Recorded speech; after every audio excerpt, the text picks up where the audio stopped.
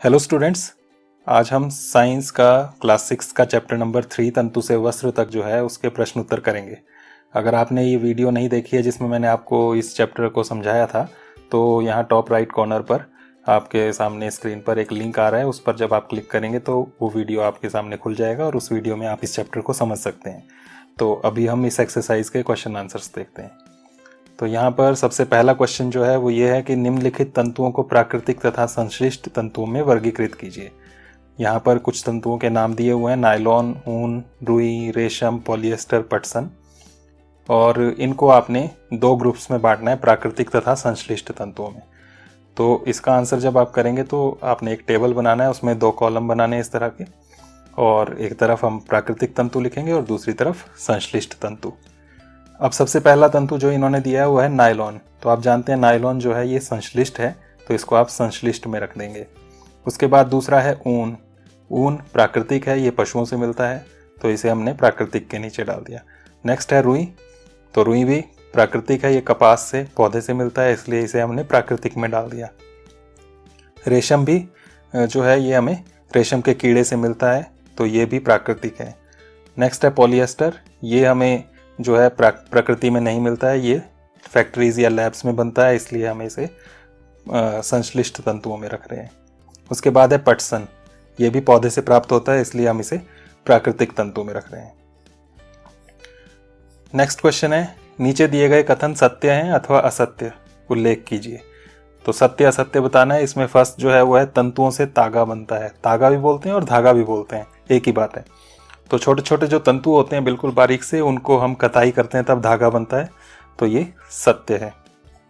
उसके बाद नेक्स्ट है कताई वस्त्र निर्माण की एक प्रक्रिया। जैसे कि मैंने अभी आपको बताया, तंतुओं की कताई करते हैं तब धागा बनता है, और धागों की बुनाई करते हैं तब फिर ये वस्त्र बनते हैं। तो वस्त्र निर्माण की एक प्रक्रिया है, ये बीच में कताई करनी पड़ती है, तो ये भी सत्य हो गया। नेक्स्ट है जूट नारियल का बाहरी आवरण होता है। जूट आपने पढ़ा हुआ है कि जूट या पटसन जो है वो, पटसन एक पौधा होता है, उसके तने से मिलता है, तो नारियल से नहीं मिल रहा है, तो इसलिए ये असत्य हो गया। नेक्स्ट है रुई के बिनौले जो होते हैं, उसमें से वो बीज जो हटाने की प्रक्रिया है उसको ओटना कहते हैं। तो हमने जब इस चैप्टर को समझा था तब हमने बात की थी कि रुई जो है वो कपास के पौधे में लगती है, उसमें वो फल के रूप में लगती है और उसमें बीज भी होता है। तो उनको हटाने के लिए जो हम प्रक्रिया यूज़ करते हैं, उसमें कंगे जैसे लिए थे एक बड़े बड़े, और उससे उन बीजों को हटाया था, तो इस प्रक्रिया को ओटना कहते हैं, तो ये सत्य है। नेक्स्ट है तागों की बुनाई से वस्त्र का एक टुकड़ा बनता है। तो अभी हमने फर्स्ट पार्ट में बात की कि तंतुओं से धागा बनता है और धागों की बुनाई करके वस्त्र यानी कि कपड़ा बनता है, तो ये सत्य है। नेक्स्ट है रेशम तंतु किसी पादप के तने से प्राप्त होता है। तो पादप के तने से जो प्राप्त होता है उसे हम जूट कहते हैं या पटसन कहते हैं। रेशम का तंतु जो है वो रेशम के कीड़े से मिलता है, तो इसलिए ये असत्य है।